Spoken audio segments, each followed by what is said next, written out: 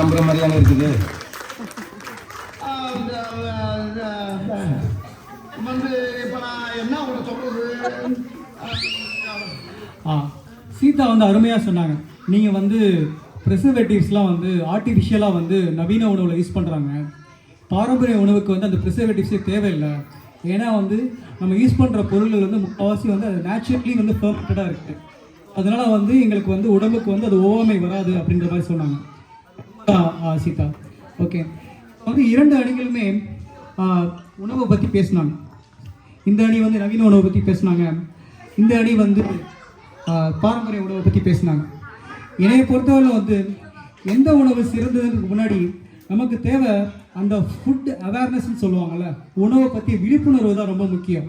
ஏன் சொல்கிறேன்னா, இப்போ ஒரு ஏர் ஃப்ரையரோ இல்லை ரெஃப்ரிஜிரேட்டரோ வந்து ஏர் ஃப்ரையரோ இல்லை மைக்ரோ அவனே யூஸ் பண்ணுறோன்னா அதோட அட்வான்டேஜஸ் டிஸ்அட்வான்டேஜஸ் சாதக பாதகம் தெரிஞ்சு யூஸ் பண்ணுறது வந்து நல்லது.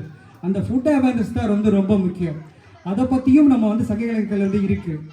உண்மீன் கல்லே அடிமுன் சோரை ஏரிக திற்றி ஏற்றிமின் புலக்கே வருணர்க்கு வரையாது புலங்கள தெளிப்பே இருள் வனரர் ஒளிவரும் புரிய அவள் ஐம்பால்.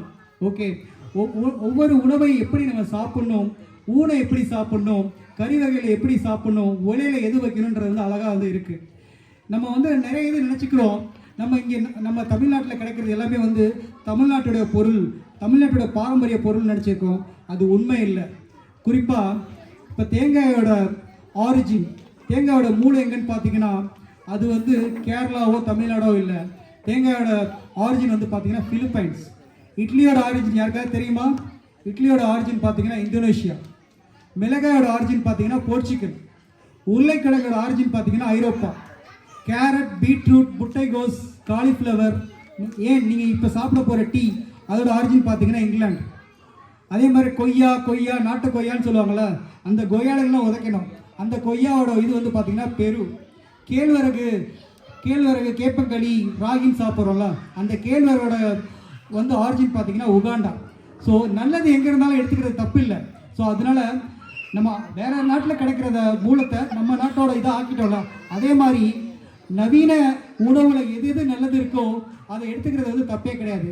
அதை எடுத்துக்கிட்டு கெட்டதை வந்து நம்ம விட்டுறணும். என்னைக்கா ஒரு நாள் பரோட்டா சாப்பிட்றோமா, ஓகே. எல்லா நாளும் பரோட்டானா அது பேட். அதே மாதிரி என்னைக்காவது வந்து பீஸா வந்து ஓகே, எல்லா நாளும் பீஸானா அது தப்பு. என்னைக்காவது நூடுல்ஸ் ஓகே, எல்லா நாளும் நூடுல்ஸ்னா அது தப்பு. ஸோ நம்ம சாப்பிட்ற உணவில் வந்து நம்ம அந்த ஃப்ரீக்குவன்சி வந்து பாரம்பரியம் வந்து அதிகமாக இருக்கணும். அப்போ நவீன உணவு சாப்பிட்றது வந்து தப்பு கிடையாது. ஓகே, இன்னொன்று எனக்கு சொல்ல வந்தது என்னென்னா, இப்போ நம்ம நிறைய பேர் வந்து இந்த ஸ்டேக் மீட் அதெல்லாம் சாப்பிட்றீங்களே, அது வந்து 100 டிகிரிக்கு மேலே வந்து அதை நீங்கள் ஹீட் பண்ணுறப்ப அதுலேருந்து உருவாகிற ஒரு காம்பவுண்ட் வந்து பார்த்தீங்கன்னா HCAன்னு சொல்லுவாங்க, ஹெட்ரோசைக்கிள் அமீன். அது வந்து one of the major carcinogenic agent ஆக்சுவலாக. ஒரு கேன்சர் வரக்கூடிய ஒரு பொருள் ஆக்சுவலாக. ஸோ அதை வந்து நம்ம வந்து கேர்ஃபுல்லாக வந்து யூஸ் பண்ணணும். அதனால தான் நம்மளோட பாரம்பரிய உணவில் வந்து பெரும்பாலும் வந்து ரொம்ப ஃப்ரை ஐட்டம் இருக்காது, குழம்பு வகையானதாக இருக்கும்.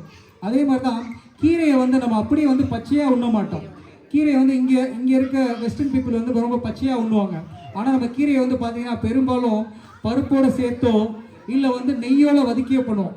ஏன்னா அந்த கீரையை வந்து ஃபேட்டோட சாப்பிட்றப்ப அதோட பயோ அவைலபிலிட்டின்னு சொல்லுவாங்க. உணவு வந்து நம்ம உடலில் வந்து அக்செப்ட் பண்ணுற அந்த பயோ அவைலபிலிட்டின்ற ஃபேக்டர் இருக்குல்ல, கிரகிச்சு கொள்கிற தன்மை, அது வந்து இன்க்ரீஸ் ஆகும். ஸோ அதனால் வந்து ஒவ்வொரு உணவையும் நம்ம நவீன உணவோ பாரம்பரியம் அது முக்கியம் இல்லை, அது அதோட சாதக பாதகம் தெரிஞ்சு அதோட உணவு முறைகள் தெரிஞ்சு நம்ம யூஸ் பண்ணுறது வந்து நல்லது. இன்னொன்று வந்து பாரம்பரிய உணவானாலும் அதை வந்து நம்ம வந்து அளவாக தான் எடுத்துக்கணும். சில ஒரு கூட்டம் இருக்குது கரை நல்லதுன்ற மாதிரி, நீங்கள் நிறைய பேர் பார்த்துருக்கலாம். கரை நல்லதுன்னு வந்து ஒரு சர்ஃப் எக்ஸல் அட்வர்டைஸ்மெண்ட் வந்து நான் சின்ன வயசில் பார்த்துருக்கேன், இப்போயுமே அது இருக்குன்னு நினைக்கிறேன். அதில் என்னென்னா கரை நல்லதுன்னு சொல்லுவாங்க. அதே மாதிரி ப்ரௌன் சுகர் நல்லது, கருப்பட்டி நல்லது, வெல்லம் நல்லது, பனை வெல்லம் நல்லதுன்னு ஒரு கப் தேநீருக்கு 9 ஸ்பூன் போடுவாங்க. அதுவுமே தப்பு தான். அதுதான் திருவள்ளுவர் என்ன சொல்லியிருக்காருன்னா, அற்றால் அளவறிந்து உண்க அக்துடம்பு பெற்றான் நெடிதுய்க்கும் ஆறு இழிவறிந்து இன்பான்கண் இன்பம் போல் நிற்கும் கழிப்பேர் இறையான் கண் நோய் அளவோடு உண்பவர் உடல் நலமுடன் வாழ்வதும் அதிகம் உண்பவர் நோய்க்கு ஆளாவதும் இயற்கை. ஸோ அதனால் உணவை வந்து நம்ம அது நவீன உணவோ இல்லை பாரம்பரிய உணவோ அளவோடு உண்றது வந்து ரொம்ப நல்லது. ஓகே, நான் ஃபைனலாக என்ன சொல்ல விரும்புகிறேன்னா, நம்ம எல்லாமே இப்போ வந்து உணவை பற்றி பேசுனதை பார்த்தோம். ஒரு சிறு முயற்சி எடுப்போம். என்னன்னா, இந்த உணவை வந்து விரயமாக்காதீங்க. நம்ம இன்னையிலேருந்து நம்மளோட அலுவலகத்துலேயோ இல்லை பள்ளிக்கூடங்கள்லையோ இல்லை உங்கள் வீட்லேயோ அந்த ஃபுட் வேஸ்டேஜ் அதை வந்து எவ்வளோ தூரம் வந்து நம்ம அதை அவாய்ட் பண்ண முடியுதோ அதை பண்ணுங்கள். ஏன் சொல்கிறேன்னா, இந்த உலகத்தில் வந்து இப்போதைக்கு மக்கள் தொகை பார்த்திங்கன்னா 8 பில்லியன் பீப்புள். அதில் 1.2 பில்லியன் பீப்புளுக்கு வந்து உணவே இல்லை. ஆனால் அமெரிக்காவில் வேஸ்ட் ஆகிற ஃபுட் வேஸ்டேஜ் மட்டும் அதை டைவெர்ட் பண்ணி ஆஃப்ரிக்காவுக்கு கொடுத்திங்கன்னா ஒரு 2 பில்லியன் பீப்புள் வந்து சாப்பிட முடியும். ஸோ அதனால் வந்து ஒரு நாடில் உணவு அதிகமாக வந்து வேஸ்ட் ஆகுது, இன்னொரு நாட்டில் உணவே இல்லை. அப்படி இருக்கக்கூடாது, ரைட்டா? ஏன்னா எதனால் சொல்கிறேன்னா, நம்மளோட கலை, கல்வி, அறிவியல் அது எல்லாமே இந்த மனிதகுல வளர்ச்சிக்கு வித்திடும் பல்வேறு முயற்சிகளும் எங்கேருந்து ஆரம்பிக்குதுன்னா, அடிப்படை வசதிகள் தன்னிறைவு நடந்த சமுதாயத்திலிருந்து தான் வந்து ஆரம்பிக்குது. குறிப்பாக வந்து ஐரோப்பாவிலையோ இல்லை யூஎஸ்ஏல தான் வந்து ஆரம்பிக்குது. இது ஆப்பிரிக்காவில் அங்கெல்லாம் நடக்கிறது இல்லை. ஏன் நடக்கிறது இல்லை? அவங்களுக்கு சாப்பிட்ற உணவே இல்லை, அவங்களோட ஃபிசியாலஜிக்கல் நீட்ஸை வந்து பூர்த்தி செய்ய முடியல, ரைட்டா? ஸோ அதனால வந்து நம்ம மட்டும் அது முன்னேறக்கூடாது, ரைட்டா? இங்கே வாழ்கிற எல்லா மக்களுக்கும் உணவு கிடைக்கணும், எல்லாருமே முன்னேறணும், அப்படி தான் நினைக்கணும். பாரதியார் வந்து அன்னைக்கு என்ன சொன்னார்? முன்னொரு காலத்தில் தனி ஒருவனுக்கு உணவு இல்லை எனில் இந்த ஜகத்தினை அழித்திடுவோம்னு சொன்னார். அதே பாரதி இப்போ இருந்தார்னா, தனி ஒருவருக்கு உணவு இல்லை எனில் அனைவரும் இணைந்து இந்த ஜகத்தினை திருத்திடுவோம்னு சொல்லுவார். ஸோ அதனால் உணவு விரியத்தை வந்து நம்ம வந்து அவாய்ட் பண்ணுறது ரொம்ப முக்கியம். முடிவாக, உலகின் வாழ்விற்கு மூலாதாரம் உன்னத உணவை உணர்ந்து உண்டால் அதுவே வாழ்வின் உயர்வு. இயற்கை உணவை இசைந்து உண்டால் இளைஞர் போல் வாழலாம் எந்நாளும். வெந்த உணவை வேண்டிய மட்டும் எடுத்துக்கொள், பொரித்த உணவை போதும் என்று நிறுத்திக்கொள். இளைத்த உடலுக்கு இதமான எள்ளு, கனத்த தேகத்துக்கு கடினமான கொள்ளு. நம்ம மாணவர் சொன்னதுதான். தேநீர் குளிர்பானம் தேவையில்லை உனக்கு, தென்னீரோ இளநீரோ தேவாமிர்தம் நமக்கு. விதையுள்ள கனிகளை விருப்புடன் உண்டால் காலதேவன் கூட காலம் கடந்து வருவான். பானையில் வடித்த பழையமுது பருகி வந்தால் பல நூறாண்டு வாழலாம் நலமாய். பருப்புடன் நெய் கலந்து பக்குவமாய் சாப்பிட்டால் பளபளவென உடல் பாங்காக இருக்கும். சீரக கலந்த கொதிநீரை நிறமும் அணிந்து வந்தால் தீரா வயிற்று வலி தீர்ந்து போய்விடும்.